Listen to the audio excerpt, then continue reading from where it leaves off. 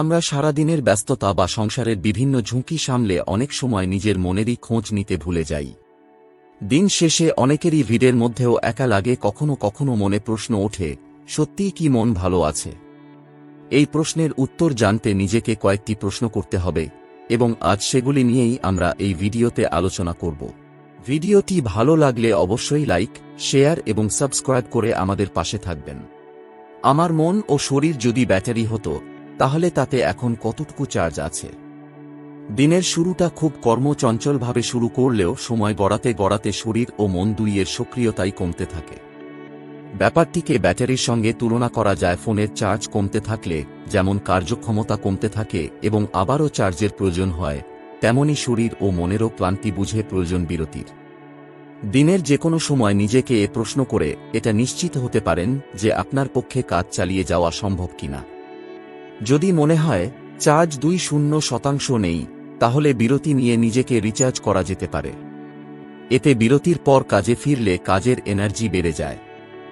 আমার চিন্তাভাবনার গতিসীমা যদি হয় 0 থেকে 100, তাহলে আমি এখন কত গতিতে আছি? সময় নেই, কিন্তু অনেক কাজ বাকি। এ ধরনের মানসিক চাপ বোধ হলে নিজেকে এই প্রশ্ন করতে পারেন। চিন্তার গতি যদি 85 থেকে 100 হয়, তাহলে চাপের কারণগুলো খুঁজে বের করে কিছু কাজ পরের দিনের জন্য তুলে রাখতে পারেন। এতে মানসিক চাপ ও অবসাদ কিছুটা হলেও কমে যাবে। আমার মেজাজ যদি একটি রং হয়, তাহলে এখন কোন রং অনুভব করছি? তীব্র লাল অনুভব করলে রাগ, আর নীল হলে অবসন্ন বা মন খারাপ বলেন বিশেষজ্ঞরা।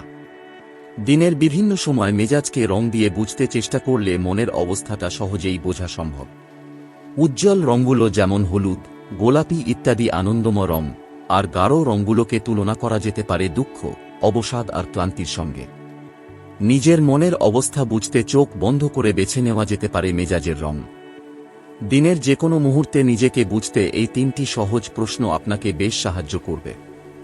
এগুলোর উত্তরে নিজের মানসিক অবস্থা, শক্তির মাত্রা এবং শরীর ও মনের আরও কী প্রয়োজন তা আপনি বুঝতে পারবেন।